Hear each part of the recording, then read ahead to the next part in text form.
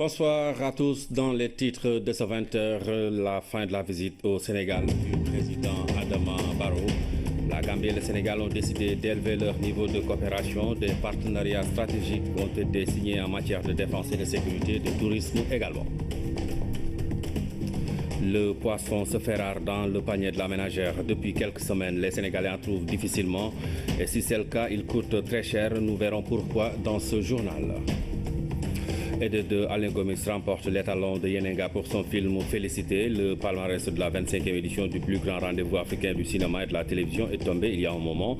C'est également le clap de fin du festival. Le président Adama Barrow a quitté Dakar en milieu de journée à l'issue d'une visite officielle de 3 jours. Le chef de l'État gambien et son épouse ont été raccompagnés par le président Macky Sall et la première dame, Madame Mariam Sall. D'autres autorités civiles et militaires étaient présentes à l'aéroport Oumar Nying.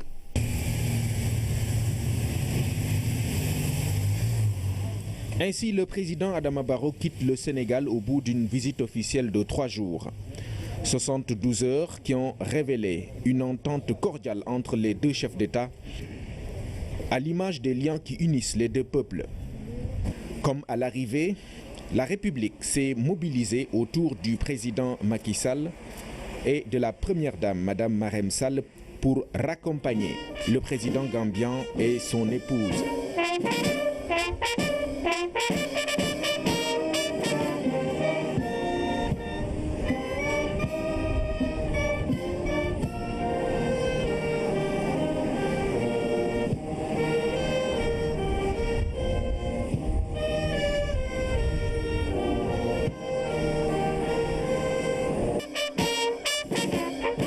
Avec le président Macky Sall, Adama Barrow pose donc un jalon important dans la marche du peuple sénégambien. Les relations entre le Sénégal et la Gambie se renforcent avec cette visite. Les présidents Macky Sall et Adama Barrow ont réaffirmé leur ferme volonté de renforcer donc cette coopération. 3 accords ont été signés ce matin. C'était en présence des chefs d'État. C'est dans les domaines de la défense et de la sécurité, des affaires consulaires et du tourisme. Ce sont les principaux secteurs visés. Aboubakry Kane. À travers la visite officielle du président Adama Barrow au Sénégal, Dakar et Banjul entendent donner une nouvelle dynamique à leurs relations. Dans l'esprit des liens historiques et multiséculaires qui unissent la famille sénégambienne, les présidents Sall et Barrow veulent impulser un nouveau souffle à la coopération bilatérale. 3 accords ont ainsi été paraphés entre les deux parties. Le premier étant relatif à la défense et à la sécurité. Après les accords de 1965 et 2010 dans ce domaine, il s'agit aujourd'hui de renforcer la coopération bilatérale en l'adaptant aux nouveaux défis sécuritaires. Les menaces aujourd'hui sont transfrontalières. Nous avons parlé de la criminalité transfrontalière. Il s'agit pour nous, pour les deux pays, de s'unir, de développer une certaine synergie, en tout cas des efforts pour pouvoir lutter contre ces menaces-là. Nous allons renforcer notre coopération militaire pour mettre en place un espace sécurisé où règne la paix et la stabilité. Nos deux pays en ont besoin. Plusieurs accords ont déjà été signés dans le passé, mais aujourd'hui, il s'agit de franchir un nouveau cap et de redynamiser cette coopération. Entre le Sénégal et la Gambie, c'est plus que des liens géographiques, c'est un même espace qu'il faudra sécuriser. Dans cette nouvelle dynamique, les forces armées gambiennes et sénégalaises entendent unir leurs efforts pour notamment sécuriser le trafic au niveau des frontières. Cette nouvelle dynamique de la coopération entre les forces de défense et de sécurité nous permettent de mener ensemble des exercices communs, des patrouilles communes le long des frontières. Ensuite, ça nous permet également de faire des patrouilles conjointes. Tout cela, cette dynamique nous permet en tout cas de contrôler nos frontières, qui se caractérisent par leur porosité. Et jusqu'à présent, nous ne pouvions pas seuls ni le Sénégal ni la Gambie faire face à ces menaces-là. Le second accord porte sur les affaires consulaires. Il vient réviser le protocole d'assistance consulaire de 1973. Quant au troisième accord, il témoigne de la volonté du Sénégal et de la Gambie de promouvoir un tourisme intégré. Entre autres actes forts posés par les deux chefs d'État, la décision de mettre en place un conseil présidentiel pour élever à un niveau de partenariat stratégique les relations bilatérales. Les présidents Sall et Barrow ont aussi exprimé une ferme volonté de finaliser les travaux du pont Trans-Gambie. Le président Macky Sall a également élevé son homologue Adama Barrow à la dignité de Grand Croix dans l'Ordre national du Lion. En présence de leurs épouses, les deux chefs d'État ont réaffirmé l'engagement de toujours œuvrer pour une coexistence pacifique. Une nouvelle page s'ouvre ainsi pour parvenir à une Sénégambie des peuples. La visite officielle du président Adama Barrow au Sénégal a été sanctionnée par un communiqué conjoint. Les deux parties ont convenu de travailler à la redynamisation de la commission sous-régionale des pêches. Les deux chefs d'État ont aussi réaffirmé leur volonté d'instaurer des relations de coexistence pacifique. Le communiqué final est lu par le ministre des Affaires étrangères, Mankeur Ndiaye. Au cours de la visite, les deux chefs d'État ont eu plusieurs entretiens qui se sont déroulés dans une atmosphère chaleureuse et fraternelle, empreinte d'une grande cordialité. À cette occasion, ils ont décidé de renforcer les axes de la coopération entre les deux pays pour en faire un modèle de partenariat fraternel, durable, confiant et mutuellement bénéfique. À cette fin, les deux chefs d'État ont décidé d'élever les relations bilatérales entre les deux pays à un niveau de partenariat stratégique. Dans ce cadre, ils ont décidé de mettre en place un conseil présidentiel qui se réunira tous les 6 mois, alternativement en Gambie et au Sénégal, sous la présidence conjointe des deux chefs d'État. Ce conseil présidentiel se penche sur toutes les questions d'intérêt bilatéral et donne des orientations aux deux gouvernements pour approfondir la coopération entre les deux pays. Le suivi de la mise en œuvre des décisions du conseil présidentiel est assuré par le comité permanent sénégalo-gambien, co-présidé par le vice-président de la Gambie et le Premier ministre du Sénégal. Les deux chefs d'État ont exprimé leur ferme volonté d'œuvrer à la finalisation rapide des travaux du pont Trans-Gambie et des postes de contrôle juxtaposés, de même que ceux de la Commission sénégalo-gambienne de gestion des frontières, et ont donné à leurs ministres concernés les directives nécessaires à cet effet. Les deux chefs d'État ont également donné des orientations à leurs gouvernements respectifs en vue d'entamer, dans les meilleurs délais, des discussions pour l'approfondissement de la coopération dans le domaine des transports aériens et maritimes. Au cours de la visite, 3 accords portant sur les domaines suivants ont été signés. La défense et la sécurité. Accord en matière de défense et de sécurité. Cet accord renforce la coopération bilatérale en matière de défense et de sécurité en l'adaptant aux nouveaux défis. Les affaires consulaires, l'accord sur l'assistance consulaire qui révise le protocole d'assistance consulaire de 1973 en mettant davantage l'accent sur la représentation consulaire dans les États tiers. Le tourisme, accord de coopération dans le domaine du tourisme qui permettra de développer le tourisme inter-État et de promouvoir un tourisme intégré entre les deux pays. Les projets d'accord sur la justice, la pêche, les transports et la foresterie ont été examinés et seront finalisés, ainsi que les autres projets qui seront soumis ultérieurement en vue de leur finalisation rapide dans un délai maximum de 3 mois. Au plan multilatéral, les deux chefs d'État ont procédé à un large échange de vues sur plusieurs questions d'intérêt commun, notamment d'ordre politique, économique et sécuritaire au plan sous-régional, régional et international. Dans ce cadre, ils se sont engagés à travailler à la redynamisation de la commission sous-régionale des pêches qui regroupe la Gambie, la Guinée-Bissau, le Cabo-Verde, la Mauritanie, le Sénégal et la Sierra Leone pour en faire un instrument plus dynamique et plus efficace dans la mise en œuvre des objectifs qui lui sont assignés. Le président Macky Sall a réitéré ses remerciements à son homologue et au peuple gambien, amis et frères, pour l'accueil chaleureux et l'hospitalité généreuse qui lui ont été réservés en sa qualité d'invité d'honneur des activités commémoratives du 52e anniversaire de l'indépendance de la Gambie le 18 février 2017. Il a renouvelé ses vives félicitations au président Adama Barrow pour la réussite totale de cette manifestation. Les deux chefs d'État ont réaffirmé leur ferme volonté commune d'instaurer des relations de coexistence pacifique, de bon voisinage et de fraternité fondées sur le respect mutuel et la confiance.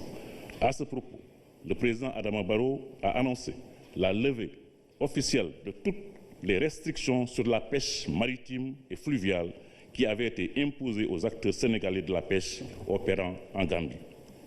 Durant son séjour, le président Adama Barrow a visité les chantiers de Diamniadio et a rendu des visites de courtoisie aux familles religieuses à Tivaouane, Louga, Touba, Kaolack et Yoff. Au terme de la visite, son Excellence, Monsieur le Président Adama Barrow, a adressé ses vifs remerciements et sa profonde gratitude à son Excellence, M. Macky Sall, Président de la République du Sénégal, au gouvernement et au peuple sénégalais pour l'accueil particulièrement chaleureux et les délicates marques d'estime et d'attention qui lui ont été réservées, ainsi qu'à sa délégation. Le président Adama Barrow a invité le président Macky Sall à effectuer une visite d'État en Gambie. Cette invitation a été acceptée avec plaisir. Les dates de la visite seront fixées d'un commun accord par la voie diplomatique. Fait à Dakar le 4 mars 2017. Le communiqué conjoint sanctionnant la visite du président Barrow au Sénégal lui par le ministre Mankeur Ndiaye. Touba et Kaolack ont également reçu la visite du président Adama Barrow. À Kaolack, le chef de l'État gambien s'est rendu à Medina Baye et à Touba Sanokho. C'est après la ville sainte de Touba où il a effectué la prière du vendredi, les temps forts avec Ibrahim Ndaw. Ville sainte de Touba, le président Barrow a été accueilli dans la grande mosquée pour la prière du vendredi.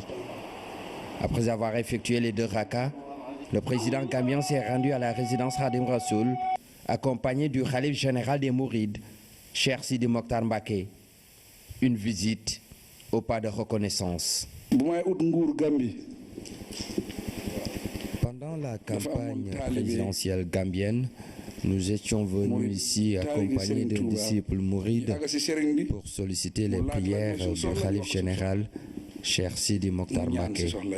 Alhamdulillah, aujourd'hui, ces prières sont exaucées et c'est pourquoi nous sommes revenus ici dans la ville sainte pour lui témoigner notre reconnaissance.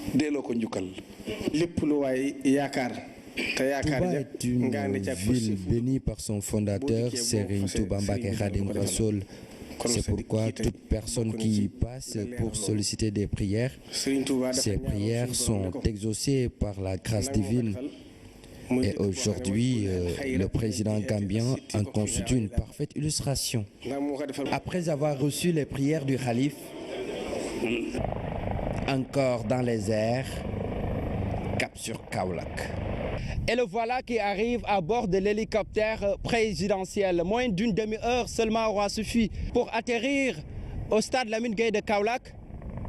Ici, dans la région centre, le président Barrow se rendra d'abord à Medina Baye la Sainte, mais aussi à Touba Sanokho. Direction Medina Baye. Sur place, le président et sa délégation ont été accueillis dans la ferveur religieuse. Après quoi, le nouvel homme fort de Banjul est revenu sur le soutien, ainsi que les prières de la famille de Cheikh al-Islam pour une issue heureuse de la crise gambienne. Agnès est un homme multidimensionnel. En tout cas, nous les Gambiens, nous en savons quelque chose. Parce qu'au moment de la crise gambienne, une délégation de Medina Baye s'est déplacée jusqu'en Gambie pour me rassurer du message du khalife. Nous sollicitons encore d'autres prières. C'est vrai que la Gambie et le Sénégal sont 2 États, mais en réalité, c'est un seul peuple. Un peuple qui partage les mêmes cultures, les mêmes pratiques, presque tout. C'est pour dire tout simplement que la Gambie et le Sénégal sont certes 2 pays, mais liés par l'histoire. Après avoir formulé des prières pour la réussite de ces nouvelles missions, Le Khalif Cheikh Tidiane Ibrahim Niass a aussi remis un lot de cadeaux à l'hôte du jour. Et c'est au tour de Touba Sanokho, à une dizaine de kilomètres de Kaolack, de recevoir le président. Sur place, Adama Barrow s'est livré au même exercice devant El Hadji Mamadou Sanokho. Le guide religieux a magnifié le rôle joué par le président Sall dans la crise gambienne. Il a aussi formulé des prières pour la réussite de Adama Barrow dans ses nouvelles fonctions de président de la République. Le cortège prend le chemin du retour au moment où l'astre du jour se meurt. Visite au Sénégal du président Adama Barrow qui a quitté Dakar. C'était donc ce samedi. Une fin de visite. Donc, l'autre actualité de ce samedi, je vous le disais dans les titres, c'est la consécration de notre compatriote Alain Gomis qui remporte l'étalon d'or de Yenenga. C'est au 25e festival du cinéma et de la télévision de Ouagadougou. Pour en parler avec nous, nous avons en direct Oumindour. Bonsoir. Bonsoir cher, belle moisson donc pour le Sénégal avec 6 prix. Alain Gomis qui aussi réédite son exploit de 2013 en remportant l'étalon d'or de Yenenga avec son très beau 4e long métrage Félicité. C'est un portrait touchant d'une mère courage, chanteuse de cabaret à Kinshasa qui doit trouver de l'argent en urgence pour sauver son fils victime d'un accident de moto. Et selon les mots du président du jury, le Marocain Nourdine Saïl, ce film leur aura fait atteindre un stade de félicité. Cette coproduction France-Sénégal, Gabon, Liban et Belgique poursuit donc sa route avec brio, un voyage entamé il y a 2 semaines avec le Grand Prix du jury à la Berlinale, ce qui en faisait d'ailleurs un des grands favoris de cette édition du Festaco. Mais ce n'est pas là le seul succès du Sénégal dans cette 25e édition du festival, car c'est Ousmane William Bay qui repart avec le Grand Prix dans la section documentaire pour son film Cheikh Anta, un prix qu'il a dédié à Marie-Louise Maes Diop, veuve du professeur Cheikh Anta Diop, qui est décédé le 4 mars 2016, un an donc exactement jour pour jour. En plus de cela, William Bay repart avec le prix de l'Union européenne et de l'ACP. Autre victoire du Sénégal, le premier prix dans la section série pour l'Ahadouane avec Tundu Wundu, un thriller alsant qui a obtenu les faveurs du jury. Je rappelle qu'Alain Gomis décroche aussi le prix UE ACP en fiction. Et c'est le Béninois Sylvestre Amoussou pour l'orage africain qui remporte l'étalon d'argent et le podium est complété par Saïd Khalas du Maroc pour son film Mine in My Shoes. Avec ce 2e étalon d'or de Yenenga, Alain Gomis égalise donc le record du cinéaste malien Souleymane Cissé, le seul réalisateur à ce jour détenteur de 2 étalons d'or avec barre 1979 et fini en 1983, un record vieux donc de 34 ans. Oumindour, merci. Vous reviendrez donc en image sur tout cela dans nos prochaines éditions. 14 morts et plus de 20 blessés. C'est le bilan de l'accident survenu ce vendredi après-midi. C'était sur l'axe Nioro-Dinguiraye. Un bus a heurté un car Ndiagandiaye en provenance de Porokhane. Le ministre des Infrastructures s'est rendu ce matin sur les lieux du sinistre. Ibrahim Dom. Des images qui en disent long sur la violence de l'accident. Un choc frontal entre ce car Ndiagandiaye en provenance de Porokhane rempli de passagers et ce bus en partance de Porokhane à la recherche de clients. Bilan, 14 morts, dont 10 sur le coup. Il faudra que les gens comprennent qu'on ne peut pas maximiser un profit. On ne peut pas, dans des événements pareils, faire des rotations, 5 rotations, 10 rotations. C'est à peu près ce qui s'est passé. L'autre point que je déplore, c'est que le conducteur du bus avait 21 ans. Selon nos informations, le bus a dérapé avant de heurter le car, un car qui avait déjà dépassé le nombre requis. Le Ndiagandiaye qui était à 57 ou 59, quand même sur une capacité de 42, vous voyez encore la surcharge. 42, vous mettez 57, si des choses pareilles se produisent, bon, vous voyez ce qui se passe. Avant de se déplacer sur le lieu du sinistre, le ministre des Infrastructures et des Transports terrestres est passé au centre de santé de Nioro. Sur place, Mansour Eliman Khan a apporté soutien et réconfort à certaines victimes de l'accident. Nous saluons vraiment le soutien des autorités. Cela nous va droit au cœur, surtout en pareil moment. Je n'ai rien vu venir. Franchement, je ne peux pas vous donner des détails. En tout cas, j'ai entendu un bruit fort. L'état des victimes est très stable. Très stable. C'est des malades qui peuvent sortir, hein. Je pense qu'il n'y a pas de problème. Entre hier et aujourd'hui, on a reçu 21 victimes. Des états quand même gravissimes. On a eu 3 décès en cours de route qui devaient aller sur Kaolack. Malgré la réaction rapide des sapeurs-pompiers le vendredi jour de l'accident, le bilan était déjà lourd. Le bilan sur le coup, on a eu 59 victimes, 10 graves, 38 légers et 11 corps sans vie.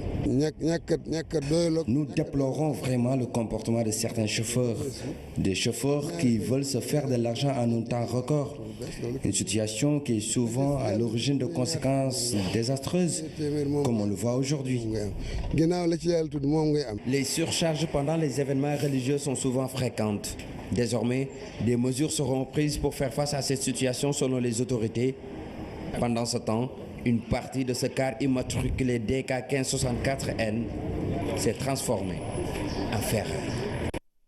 On ne le dira jamais assez, prudence sur les routes. Le haut commandant de la gendarmerie nationale a effectué une visite de prise de contact et d'orientation opérationnelle dans la Légion Nord.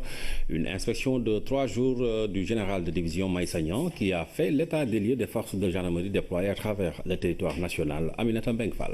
Cette visite du haut commandant de la gendarmerie dans la Légion Nord a pour objectif d'examiner les problèmes en profondeur pour mieux s'imprégner des conditions de travail des gendarmes déployés à travers le territoire national. À la suite de ma prise de fonction, j'étais dans la région de Saint-Louis la semaine dernière et il me restait donc à visiter les unités frontalières implantées dans la zone, la région de Matam. Et donc je suis venu pour m'enquérir de leurs conditions de travail, constater certains manques relatifs aux effectifs, relatifs également au matériel. La stratégie d'action du haut commandant de la gendarmerie privilégie une approche globale. Cette visite a non seulement intégré les unités et les personnels de la gendarmerie, mais également les autorités administratives et locales, dont les préoccupations sécuritaires constituent la principale ligne d'action de la gendarmerie. Avec les moyens qui seront dégagés par M. le Président de la République, je pense que nous allons très rapidement satisfaire ces requêtes pour que notre pays soit à l'abri de l'insécurité, à l'abri des attaques terroristes. Au terme de sa visite, le général de division a rassuré le personnel. Selon le haut commandant de la gendarmerie nationale, les moyens seront bientôt renforcés pour permettre aux hommes en bleu de mener à bien leur mission. Le président Macky Sall sera à Matam mercredi et jeudi prochain. Parmi ses activités, il procédera à la mise en marche du système d'électrification de Saré Aliou, un village du département de Matam, une réalisation du PUDC, appréciée à sa juste valeur par les populations qui attendent avec impatience l'arrivée du chef de l'État. C'est un reportage signé Oumou Sonsal. Saré Aliou, un des premiers villages de la région de Matam, a bénéficié du volet électrification rurale du programme d'urgence de développement communautaire. Les travaux en phase de finition ont coûté 123 millions de francs CFA. L'objectif, n'est-ce pas, c'est de réaliser 20,67 km, n'est-ce pas, de ligne moyenne tension pour le raccorder au réseau existant et réaliser 4,9 km de réseau basse tension pour distribuer l'électricité à l'intérieur de tout le village. En tirant la ligne de Saré Aliou, nous avons traversé un autre village qui s'appelle Laolau, qu'on va électrifier en même temps. À peu près 2000 habitants qui seront touchés par le réseau. Pour ces habitants, c'est un grand soulagement de voir leur vieille doléance satisfaite par le président Macky Sall. L'utilité de l'électricité n'est plus à démontrer. Nous étions presque coupés du monde. On n'était pas informés parce qu'on ne regardait même pas la télévision. On remercie vraiment le président de la République. Vraiment, nous remercions le président de la République. Avant d'être élu, le président Macky Sall est venu ici. Et aujourd'hui, il a tenu toutes ses promesses. D'abord, une piste rurale a été réalisée, puis un forage. Et maintenant, on a l'électricité. Tout le monde est content. Le PUDC a déjà engagé les travaux d'électrification d'autres localités de la région. Des milliers de Matamois vont entrer dans une nouvelle ère. Concernant toute la région de Matam, nous avons dans notre programme 56 villages qui seront électrifiés. À peu près 42 000 personnes pour un coût de 1,5 milliard de francs CFA. Le président Macky Sall est attendu à Sareliou ce mercredi pour la mise en marche du système d'électrification. Les populations se disent prêtes à lui réserver un accueil inoubliable. Le président Macky Sall qui sera donc mercredi et jeudi prochain à Matam. Il démarre sa tournée demain. Dimanche, il sera notamment à Saint-Louis. Saint-Louis, nous allons retrouver Ibrahima Diédhiou. Bonsoir Ibrahima. Bonsoir cher Traoré. Alors Ibrahima, comment se prépare cette visite du chef d'État là-bas à Saint-Louis? Tout d'abord, cher, bienvenue à Saint-Louis, l'ancienne capitale du Sénégal, qui accueille le président de la République dans le cadre de sa tournée économique dans le nord du Sénégal. Alors Saint-Louis se prépare comme il se doit pour accueillir le chef de l'État à partir de demain. Mais sachez tout d'abord, d'ores et déjà, que Saint-Louis va se doter d'une usine de transformation de produits halieutiques, un projet unique au Sénégal et qui répond aux normes internationales. Son coût, 350 millions de francs CFA. Le président va inaugurer cette infrastructure d'envergure pour le secteur de la pêche ici à Saint-Louis, une région de pêche. Et nous allons voir tout cela avec Dieyna Badja. Une usine moderne de transformation de produits halieutiques. Un ouvrage précieux que l'État met à la disposition des populations de Saint-Louis. Tout est prévu. Des salles de pesage de produits frais, de parage, de salage, de fermentation, en passant par les magasins de stockage. Les équipements mis en place visent à améliorer la production. La production annuelle est évaluée à 97 000 tonnes, ce qui correspond à un chiffre d'affaires de 11 milliards par an. Il y a la zone des fours, qui est une grande zone qui contient 60 fours. Chaque four a la capacité de contenir 80 kg, donc ce qui fait une production par fournaise, disons, de l'ordre de 5 tonnes.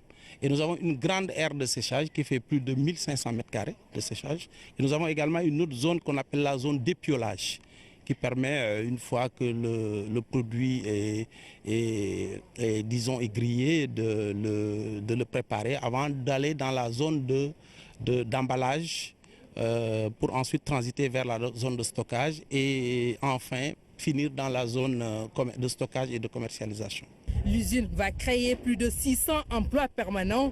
Les employés seront formés et bien outillés pour faire des produits de qualité. Il y a une salle de formation, une salle d'alphabétisation et de formation aux normes, aux différentes normes qui marquent les étapes du projet. La crèche et l'infirmerie viennent renforcer le dispositif.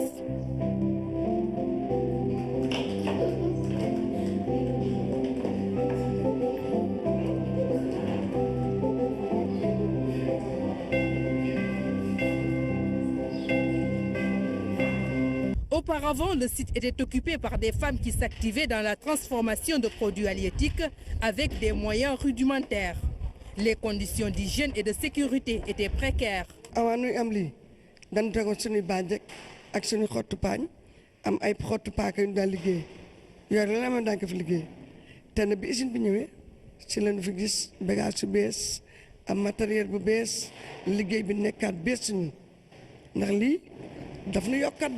daf nu yokkaat tey boo seetee suñu dëkk bi mag ñi fi wàññeeku ñëpp saxaar su metti seen liggéey moo leen fi wàññi ndax dañ daal liggéey ci saxaar si bu ñu si gëm jàpp seen i dënn jàpp seen i yaram fi ñu daan liggéey daan ba tàkkusaan xasee dara doon fi sax ñeme toog daan fi daan ragal ndax xam fi dara wëru ko kon ku fi liggéey ba tàkkusaan dara doo fi ñeme toog comme na léegi bu ñu defalee lii su neexee sax mën na la suñu laal fanaan ndax am na ñu ko fanaanukaay am na ñu ko tëddukaay kon lu neex mën nañu ko def léegi macha allah.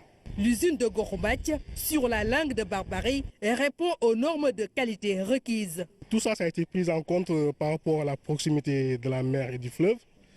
Donc des dispositions particulières ont été prises en fait, pour pallier à ça. Donc, notamment pour le type de ciment utilisé, la conception en fait, des éléments de structure par rapport à l'enrobage, parce qu'il y a l'attaque en fait, de l'eau saline. L'ouvrage est entièrement financé par l'État à près de 350 millions de francs CFA à travers le fonds minier. Une première du genre, conformément à son programme de modernisation des sites de transformation de produits halieutiques, le chef de l'État va élargir l'initiative à d'autres localités. Voilà, Djeina Badja, cher Traoré, sachez que nous allons parler justement des enjeux et de l'intérêt de cette tournée du président de la République ici dans la région de Saint-Louis, mais également à Matam. Ce sera l'autre étape. Mais tout d'abord, retenez que les populations de Goroumbach et de Guet-Ndar, depuis 10 ans, souffrent des affres de l'érosion côtière. Alors la digue de protection qui sera construite ici leur apporte un soulagement total. Voyons tout cela avec Pabouna Tchaoua. Sur place, la réalité saute aux yeux. Partout, les ravages de la mer. Depuis 2008, elle a avancé de près de 700 mètres.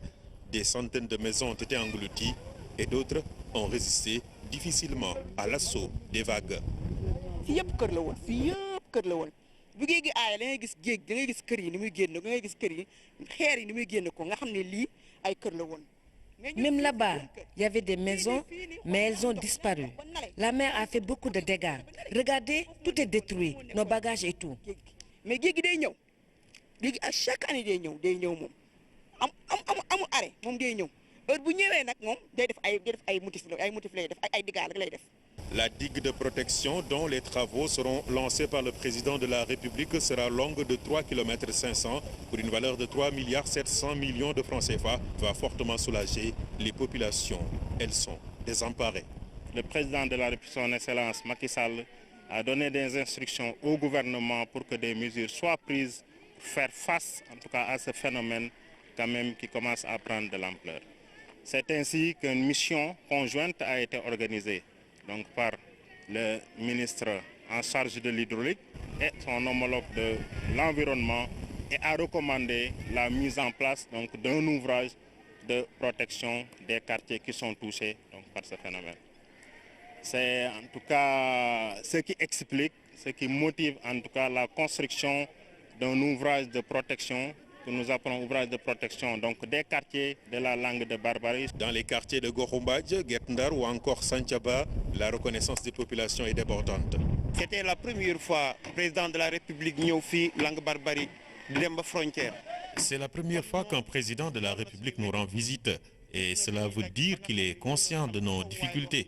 Pour le remercier, nous allons lui réserver un accueil jamais vu. Ñun moolu Saint-Louis actuellement dinañ ko teeru goo xamante ni lu mësta am dina fi am. Góor gi nag moom ñi fi nekk liy dund dafa métti buñ ko waxee buñ ko waxul dafa métti. La situation que nous vivons est trop dure, mais si les autres avaient fait comme le président Macky Sall, on n'en serait pas là. C'est pourquoi nous prions pour la réussite de ce projet. benn gën ko gàllankoor waaw ci lii mu jublu ni di def fa seen liggéey Sénégal gi yàlla na yéen si jàmm ak salaam delluwaat si jàmm ak salaam. Les travaux qui seront lancés demain par le chef de l'État devront durer 15 mois. Autant dire que les populations de la langue de Barbarie pourront bientôt supporter et faire face aux caprices de leur voisine, la mer. La mer, Pabouna Tchaoua, vous l'avez dit, et justement nous allons parler de tous ces projets qui seront justement mis en œuvre ici, d'ores et déjà. Nous savons que l'usine de transformation de produits halieutiques est bien implantée à Saint-Louis, la région qui accueille le président de la République pour cette tournée économique. Nous sommes avec le gouverneur de la région de Saint-Louis, Monsieur Alioune Aïdaragnan, qui est notre invité. Alors, Monsieur le gouverneur, vous accueillez demain le président de la République. Quel est l'intérêt de cette visite pour votre région? Merci de m'offrir l'opportunité de parler avec vous, avec les populations de Saint-Louis, avec les populations du Sénégal, de cette visite du chef de l'État, son Excellence le Président Macky Sall, dans la zone nord et notamment dans la région de Saint-Louis. Visite qui va se dérouler du 5 au 7 mars 2017.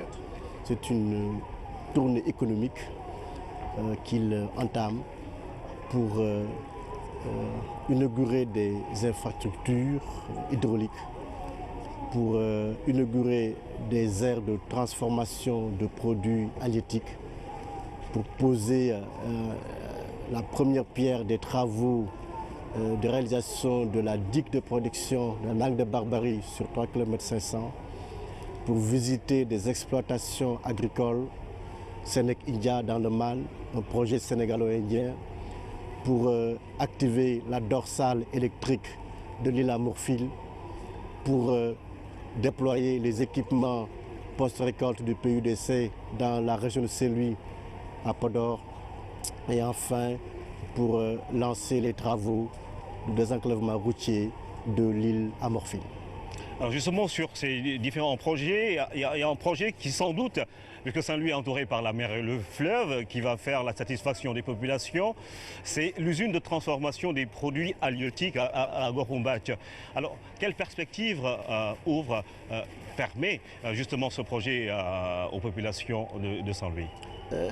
C'est plus exactement une aire de transformation des produits halieutiques. En 2012, quand le président de la République est venu à Saint-Louis pour ouvrir les conseils des ministres décentralisés, il s'est aperçu que les femmes de Guet-Ndar en général, la langue de Barbarie, de Gorumbath en particulier, qui s'activaient dans la transformation des produits halieutiques, le faisaient dans des conditions les plus artisanales. Le président de la République a instruit son gouvernement, notamment le ministre en charge de l'industrie, pour que dans le fonds social minier, qu'il puisse y avoir un financement qui puisse donc permettre aux femmes de sortir de cette activité artisanale pour une activité à la fois industrielle et de dernière génération. C'est ainsi qu'il a été réalisé pour 350 milliards une aire de transformation de ces produits halieutiques. 350 milliards ou 350 millions? 350 millions, autant pour moi, 350 millions de francs CFA, une aire de transformation des produits halieutiques qui fait que ces femmes vendent des produits aux normes et qui sont même destinés à l'exportation. Il a permis également aux femmes de joindre l'utile à l'agréable, puisque celles d'entre ces femmes qui ont des bébés, qui ont des enfants en âge d'aller à l'école préscolaire, pourront amener ces enfants-là dans cette aire, puisque des salles de classe et des maîtres ou des maîtresses ont été affectés par l'inspection de l'éducation nationale sur ce site. Ces mêmes femmes également bénéficient d'un soutien sanitaire, puisque également il y a une infirmerie dans cette ère de transformation. Voilà ce que le président de la République a fait pour l'ensemble des femmes de la langue de Barbarie, réunies autour d'une fédération constitutive de 850 femmes.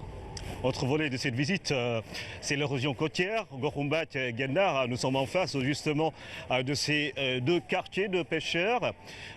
Comment va se présenter ce projet pour ces populations-là? Ceux qui connaissent Saint-Louis savent que la dynamique côtière fait que toutes ces habitations qui sont sur la langue de Barbarie sont sujettes à un phénomène cyclique qu'on peut appeler même raz de marée à une dimension réduite, qui détruit beaucoup d'habitations et qui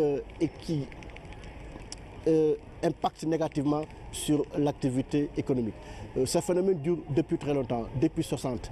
Il s'est amplifié avec le réchauffement climatique.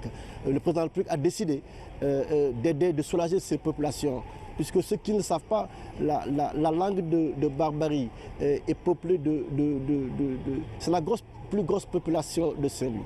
Le président de la République a décidé d'apporter donc le soulagement donc, à cette communauté de pêcheurs en y érigeant donc par une digue de protection sur une longueur de 3,5 km. Cette digue de protection certainement freinera la furie des eaux et permettra donc de réhabiliter l'habitation et les habitats qui ont été détruits pendant de longues années donc, par ce phénomène cyclique que l'on connaît dans cette zone de Saint-Louis. Alors l'eau va couler à flot à Saint-Louis avec justement ce forage qui sera inauguré, réalisé par la SONES, la Société nationale d'exploitation des eaux du Sénégal. Alors demain ce sera l'arrivée du président. Qu'est-ce que ce forage va apporter aux populations de Saint-Louis qui ont également longtemps souffert de ces problèmes d'accès à l'eau potable? Ce forage fait partie d'un ensemble d'ouvrages hydrauliques composé de 3 éléments. L'usine de Khor qui a été réhabilitée, la station de pompage de Bango. Ce sont ce système composé de 2 éléments qui ravitaille Saint-Louis et sa banlieue en eau. Le château d'eau constitue l'élément final qui va permettre de réduire ce déficit en eau très important dans un quartier très populeux de Pikine. Ça permet également d'alimenter la partie de Gandon et notamment une commune très importante, la commune de Ndiébel Gandiol et certains villages qui sont sur l'acte Saint-Louis, Ndiébel Gandiol, dont Djelembam et autres. Ça permettra également aux populations d'éviter de se soustraire, surtout aux femmes, de se soustraire de ces corvées d'eau, puisqu'il nous arrivait fréquemment, entre le mois d'avril et le mois de mai, de trouver des femmes à la recherche donc, de cette liquide précieuse, puisque Saint-Louis connaissait un déficit en alimentation. Donc cette infrastructure réalisée par la SONES résoudra définitivement ce déficit en eau à Saint-Louis commune, notamment dans le Pikine et dans les villages environnants du Gandon et de Ndiébel Gandiol. Alors le château d'eau, hein, on le voit à l'entrée de Saint-Louis, vous aurez sans doute cette image dans nos prochaines éditions, mais il n'y a pas que l'eau, il y a le spirituel, puisque le président de la République va également procéder, je pense, à l'inauguration ou au lancement des travaux de la grande mosquée de Gokoumbath. Le président de la République va poser 2 actes majeurs pour la communauté musulmane de Saint-Louis. Il va poser d'abord la première pierre d'un complexe islamique composé d'une mosquée et d'un dara moderne à Guet-Ndar. Il le fera lundi, Inch'Allah. Après l'étape de Guet-Ndar, le président de la République va poser la première pierre des travaux de réhabilitation de la grande mosquée de Saint-Louis, un édifice qui date de 1848. Qui a été entamé donc, par l'érosion, parce que c'est à côté également du fleuve, qui a été entamé par les aspérités donc, liées au climat de Saint-Louis. Le président de la République a décidé d'accéder à la demande de la communauté musulmane de Saint-Louis et du Sénégal en général, puisque beaucoup de spirituels sénégalais, beaucoup de religieux sénégalais ont fait leurs études islamiques à Saint-Louis. Saint-Louis est devenu patrimoine pour eux. Le président de la République a accédé à leur demande donc pour lancer demain les travaux de réhabilitation de la grande mosquée de Saint-Louis. Alors autre chose, nous sommes dans l'économique, la plateforme d'investissement, vous êtes la première région à l'avoir expérimenté, ça va regrouper des structures d'investissement de l'État, à des PME, APIX, la CEPEX, le bureau de mise à niveau. Alors pour les opérateurs économiques de votre région, sans doute une nouvelle ère va s'ouvrir. Elle ne fait pas partie des infrastructures, des structures visitées par le président, mais nous voulons lui offrir l'opportunité de voir ce que nous avons fait, puisque lors de la 11e session du Conseil présidentiel de l'investissement, le président de la République avait décidé de faire créer au niveau de chaque zone ou dans chaque région ce qu'on appelle la plateforme de l'investissement.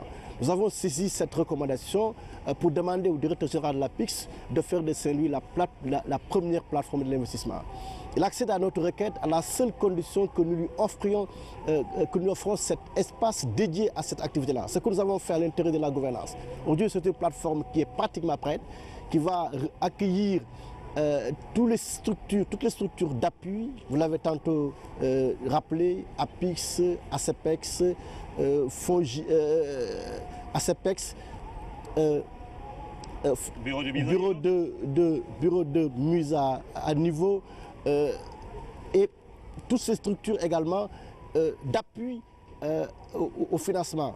Fonds GIP, Fonds 6, pour permettre à tous ceux qui sont porteurs de projets d'investissement, qu'ils viennent de la diaspora ou qu'ils habitent Saint-Louis, ou qui sont intéressés en termes d'avantages comparatifs de ce qui se fait à Saint-Louis et des potentiels de Saint-Louis, pour que cet investisseur-là puisse se trouver dans un même espace tous les services pour monter son business. Nous accueillons également dans cette plateforme les chambres consulaires, et le tout sera animé par un comité de pilotage dirigé par le gouverneur, ce qui nous permettra donc de mieux animer la dynamique économique de la région de Saint-Louis. Alors, monsieur le gouverneur Alioune Badara Niang, vous êtes un privilégié. Votre région, je voulais dire, vous êtes gâté, puisque vous allez également accueillir la levée des couleurs lundi. Je pense que c'est la première région à avoir accueilli une telle cérémonie en dehors de Dakar. Alors, comment est-ce que cela va se passer? Est-ce que les populations vont être présentes? Une première, une grande fierté pour les Saint-Louisiens que nous sommes. Je suis Saint-Louisien de cœur parce que j'administre cette région. C'est la première fois que le président de la République décentralise une cérémonie de levée des couleurs dans une région. La cérémonie va démarrer à 8 h. Avant 8 h, il y aura la présence de tous les corps constitués. Le président de la République sera accueilli devant son palais par le gouverneur de région, accompagné du colonel commandant de la zone militaire. Le président de la République accompagne la fanfare, donc va faire sa revue des troupes, va assister à la levée des couleurs, va saluer les enfants des écoles, puisque le président nous a instruit d'inviter tous les enfants de tous les ordres d'enseignement, du Dara à l'université. Ils seront ici avec le président de la République. Ils ont instruit également d'inviter tous les corps consultés. Son gouvernement, pour ceux d'entre les ministres qui seront à Saint-Louis pour la tournée économique, seront ici avec nous. Les députés, les élus nationaux, les élus locaux, les membres des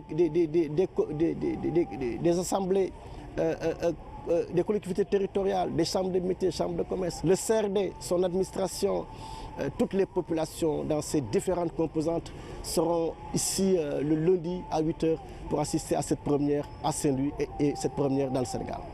Ce sera sur la télévision nationale, la RTS, qui s'est déployée ici dans la région de Saint-Louis pour vous faire vivre ces temps forts de cette tournée économique du président de la République à Saint-Louis et à Matam. Monsieur le gouverneur Alioune Badara Niang, merci d'avoir répondu à notre invitation. Je rappelle tout simplement qu'avant Saint-Louis, le président est attendu à Louga demain pour lancer le projet d'assainissement de 10 villes du Sénégal. 60 milliards seront déployés par l'État du Sénégal, mais il y aura également justement 251 forages qui seront construits, notamment dans la région de Louga, à hauteur de 70 milliards de francs CFA. Alors, une belle cérémonie en perspective de lundi pour la levée des couleurs. Et vous allez sans doute suivre tout cela sur nos antennes. Cher Traoré, merci de nous avoir accueillis à Dakar et restez avec nous si vous le voulez bien pour les prochaines éditions. Merci à vous, Ibrahima, et à toute l'équipe. Nous serons bien entendu ici pour suivre quand même les temps forts de cette tournée du chef de l'État dans les régions de Louga, Saint-Louis et Matam. Et vous allez nous parler de tout cela, bien évidemment. Bonsoir à vous à Saint-Louis. Dans le reste de l'actualité, une semaine après l'ouverture du Salon international de l'agriculture, le Sénégal a organisé une journée d'échange autour du thème l'agriculture, une préoccupation pour l'Afrique et une priorité pour le Sénégal. Cette rencontre a permis de revenir sur le bond significatif enregistré dans les activités agricoles au Sénégal et les défis de cette agriculture qui vise l'autosuffisance. C'est un reportage de notre envoyé spécial Hamid Diop. Cette journée du Sénégal a été une occasion pour revenir sur la montée en puissance de l'agriculture sénégalaise. Le ministre Papa Abdoulaye Seck a expliqué devant les Sénégalais de la diaspora et les acteurs agricoles que les objectifs fixés au départ sont atteints. Pour le matériel de culture motorisé,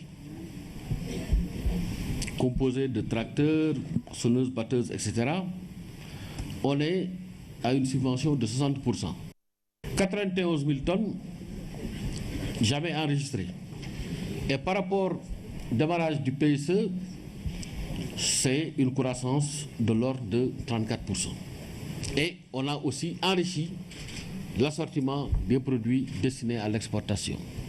Avant, ce qui se passait, on se bagarrait sur 4 produits, 5 produits. Aujourd'hui, nous sommes à plus de 16 produits. On a exporté cette année 345 000 tonnes d'arachide. Après 1 an et demi de présence au niveau du marché international. Et notre pays est premier pays exportateur d'arachide en Chine.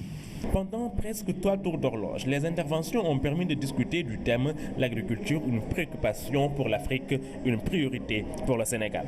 Le Sénégal qui participe depuis au moins 17 ans à cette vitrine incontournable de valorisation, d'échanges en matière de production animale et animalière, marque encore cette année une volonté publique affirmée de mettre en valeur, mais aussi de promouvoir notre potentiel rural, constitué de 6 zones agroécologiques conformément aux orientations de transformation structurelle de l'économie sénégalaise. Des Sénégalais qui ont investi dans l'agriculture ont expliqué leurs objectifs et les contraintes qu'ils rencontrent. Les réponses apportées par le ministre ont été satisfaisantes. Aujourd'hui, les acteurs sont unanimes sur la question. À ce rythme, le Sénégal va bientôt nourrir le Sénégal. Aujourd'hui, dans le monde, il existe plus de 10 000 chambres. Et il y avait un président de chambre de commerce français qui disait qu'il est persuadé que même sur la planète Mars, il y a une chambre de commerce. C'est pour dire l'importance des institutions consulaires sur le devenir de notre pays. Les différents projets du ministère ont également participé à cette journée. Ils ont listé les mécanismes d'accompagnement existants dans l'octroi des terres, mais surtout dans le financement de l'agriculture. L'AFP face aux défis économiques et politiques, c'est le thème qui a réuni ce matin le parti de Moustapha Niasse, un symposium national dans l'esprit et dans le cadre des idées fondatrices de la propre identité de l'AFP. La formation politique veut mener une réflexion commune pour aboutir à des recommandations et des pistes d'action concertées. Louise Bizza. Salve d'applaudissements à l'endroit du secrétaire général de l'Alliance des forces de progrès, Moustapha Niasse, fait ici une entrée triomphale à ce symposium national, un rendez-vous de dialogue dans un cadre restreint afin de tirer le viatique qui va accompagner le parti. Depuis l'appel fondateur du 16 juin 1999, vous êtes employé avec cet outil qu'est l'AFP à apporter une contribution de qualité dans la construction de notre conscience historique, levier des victoires d'aujourd'hui et de demain par la grâce de Dieu. L'AFP, sous le magistère de Moustapha Niasse, entend continuer de jouer sa partition dans ce mouvement historique pour le développement du Sénégal. Le ministre Mongom, qui a représenté le président de la République à cette manifestation, a rendu un vibrant hommage au secrétaire général de l'AFP. J'ai été témoin de plusieurs choses. Du salon de Amat Dansokho au salon feutré de l'Assemblée nationale. Monsieur le Président de l'Assemblée nationale, vous n'avez jamais failli. L'homme n'a pas varié par la posture. Affable, vous l'avez toujours été. Courtois, vous l'avez toujours été. Fidèle, vous l'avez toujours été. Loyal, vous l'avez toujours été. Compétent, vous l'êtes et vous le serez toujours. Un moment intense de réflexion et de débat qui a enregistré une forte participation. Camarades de parti, hommes, femmes, jeunes, cadres et personnes du troisième âge ont mis à niveau leur position. Le secrétaire général du parti les exhorte à la pensée et à la compréhension. Penser et comprendre. Comprendre et assimiler. Assimiler et maîtriser. Et tout remettre entre les mains de Dieu en agissant. Voilà l'objectif de ce symposium. Nous voulons penser et comprendre. Nous voulons savoir où aller. Fan nga jëm. Nous voulons savoir que faire. Lan la ñu war a def ci li ñu tàmbali ba pare ak ñi ñu ko bokkal te ñu teg ci ngor jiital gëm Yàlla. L'AFP est aujourd'hui à la croisée des chemins. L'ambition du parti se situe dans les projectoires de performance pour une bonne représentation en nombre de députés dans la prochaine Assemblée nationale. Cette démarche sera en phase avec les alliés, partenaires engagés dans le même combat pour le Sénégal autour du chef de l'État. Le Fonds de financement de la formation professionnelle et technique a lancé à Kaffrine un projet de formation en mécanique automobile et en informatique. 50 jeunes de la région vont en bénéficier. Le 3FPT a également remis des bons de formation à des jeunes de Kaffrine. Damsila. Dans le cadre de sa tournée de lancement de projets de formation, le Fonds de financement de la formation professionnelle et technique a fait cap sur Kaffrine. Ici, le 3FPT a lancé 2 projets de formation. Ils portent sur la mécanique automobile et l'informatique. Le projet que nous lançons aujourd'hui va permettre la formation de mécaniciens citoyens, et j'insiste sur le nom citoyen, mais aussi un renforcement de capacités en informatique au profit de 55 jeunes de Kaffrine. La nécessité d'avoir des chauffeurs bien formés, ayant des compétences de base en mécanique, mais aussi et surtout d'avoir un comportement citoyen n'est plus à démontrer dans notre contexte actuel avec la recrudescence malheureusement des accidents de la circulation. Pour un bon déroulement des projets lancés, le 3FPT a jugé nécessaire d'accompagner le Centre national de formation des maîtres d'enseignement technique et professionnel de Kaffrine. Il a construit dans le centre 2 salles de classe et a assuré en même temps l'acquisition de matériel et équipements informatiques. Le projet a été partagé avec toutes les autorités locales et les opérateurs économiques de la région qui ont salué l'initiative du centre et la démarche participative de tous les acteurs. Depuis son accession à la magistrature suprême, Son Excellence, Monsieur le Président Macky Sall, dans le cadre des réformes pertinentes qui structurent les politiques publiques, est en train d'adapter notre système de formation aux besoins, aux attentes de notre population, notamment dans sa frange jeune. Le projet permettra de former 50 jeunes de la région de Kaffrine, s'y ajoutent 31 bons de formation remis au cours de la cérémonie. Pour former des recrutements de qualité, donc il n'y a pas que les déperditions, les talibés, les déscolarisés, mais surtout nous voulons que les jeunes s'orientent de manière de faire leur choix pour venir au niveau de la formation professionnelle. Le lancement des projets de formation et la remise de bons aux jeunes initiés par le 3FPT entre dans le cadre de la matérialisation du plan Sénégal émergent qui, dans son axe 2, prône le renforcement du capital humain. Depuis plus d'un mois, le poisson se fait rare sur le marché. Il coûte de plus en plus très cher.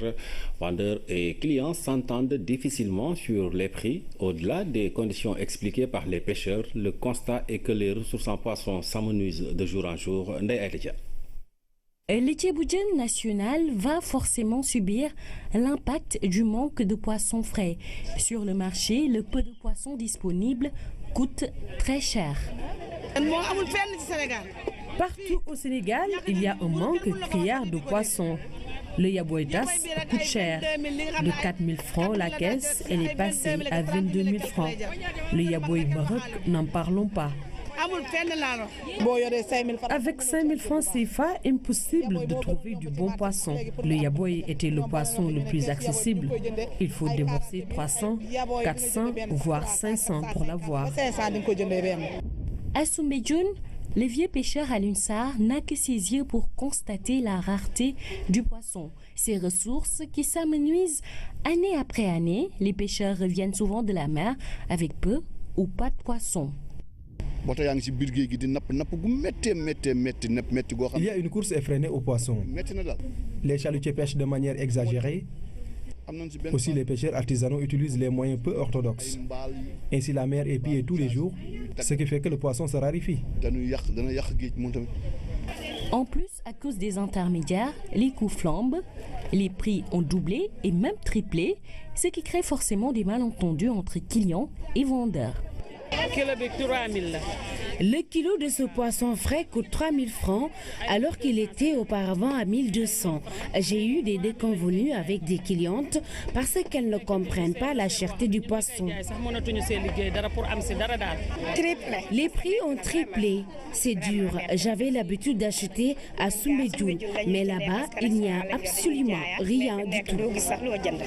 Si les conditions météorologiques de ces 2 derniers jours n'ont pas favorisé la disponibilité du poisson, il reste que la pêche durable et respectueuse de l'environnement est un impératif pour qu'il y ait du poisson à volonté et tout le temps. Échanger ces médicaments non utilisés contre des points permettant d'obtenir d'autres médicaments, c'est la possibilité offerte par la plateforme Joko Santé. Elle repose sur l'éthique et permet un meilleur accès des populations aux médicaments qui constituent un casse-tête pour les ménages. Après une phase d'expérimentation réussie, le projet a été lancé à l'hôpital pour enfants de Diamniadio. L'initiative est bien accueillie par les autorités sanitaires. Omar Diaw. Après une phase pilote de 2 ans dans la région de Fatick, le projet Joko Santé passe à l'échelle. Il s'agit d'une plateforme de e-services spécialement dédiée aux médicaments et basée sur la solidarité. Joko Santé, c'est la composition donc, de 2 mots.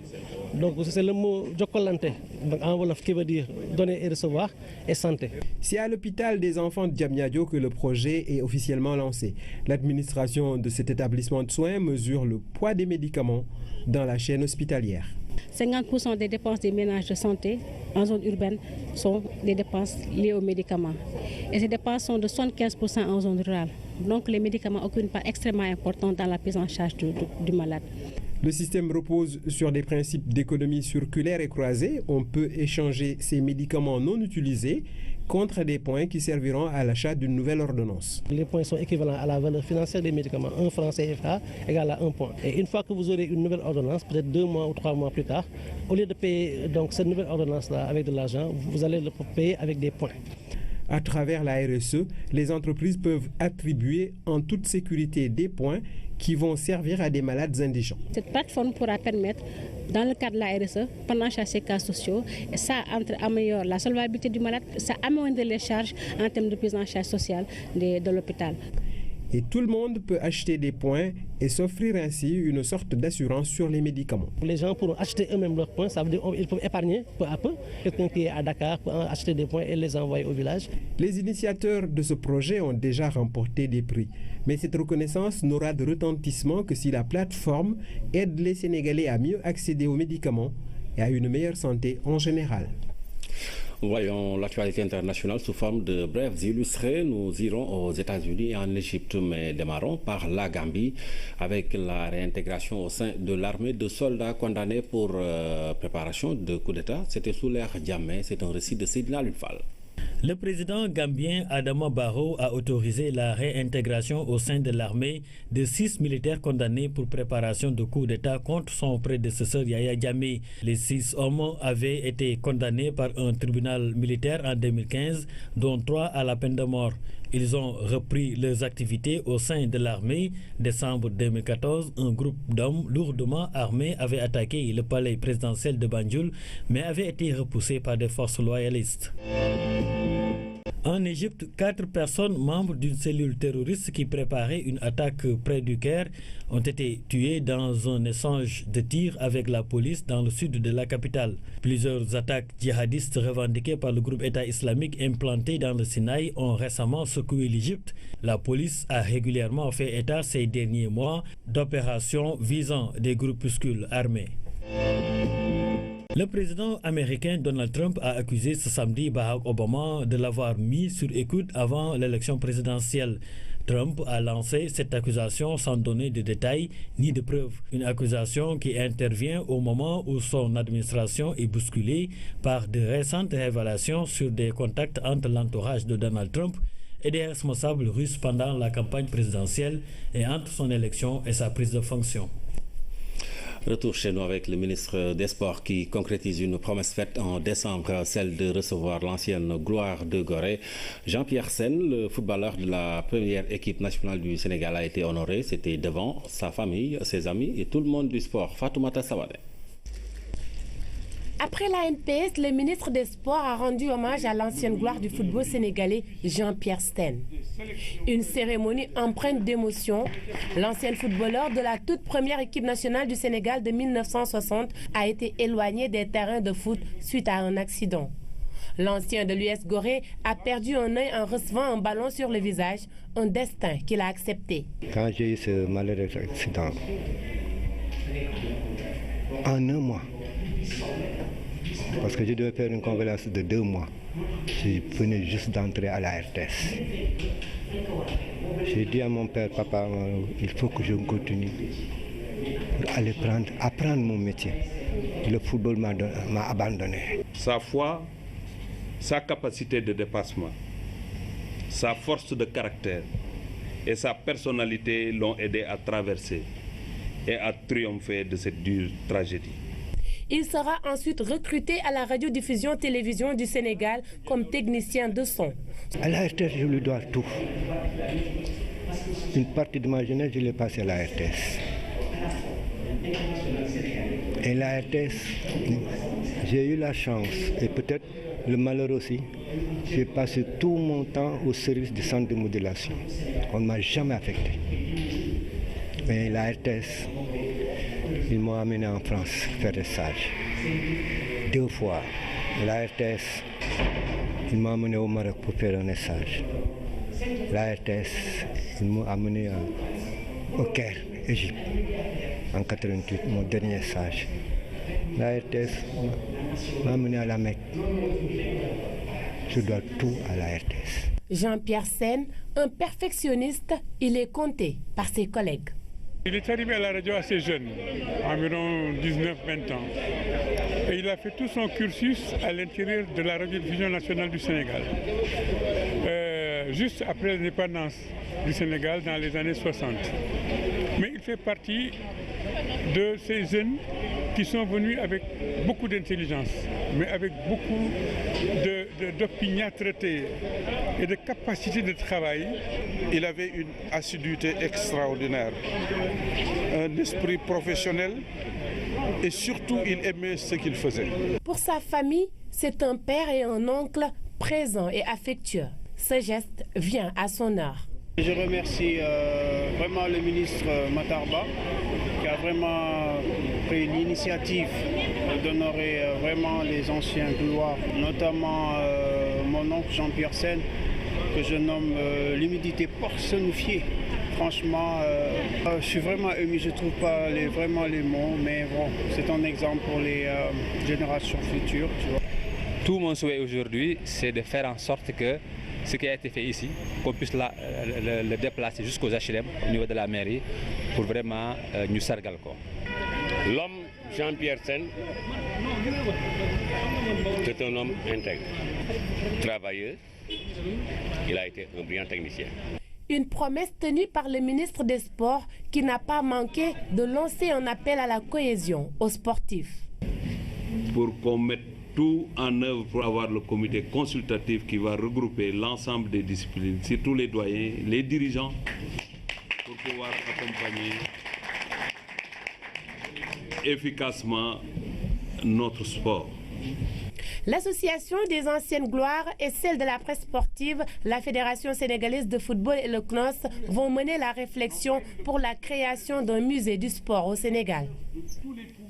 Félicitations à Jean-Pierre Sène, un ancien de la maison, pour cet hommage donc, qui lui a été rendu pour service rendu. Mesdames et messieurs, merci d'avoir suivi cette édition. Passez d'excellents moments en compagnie des programmes de la RTS.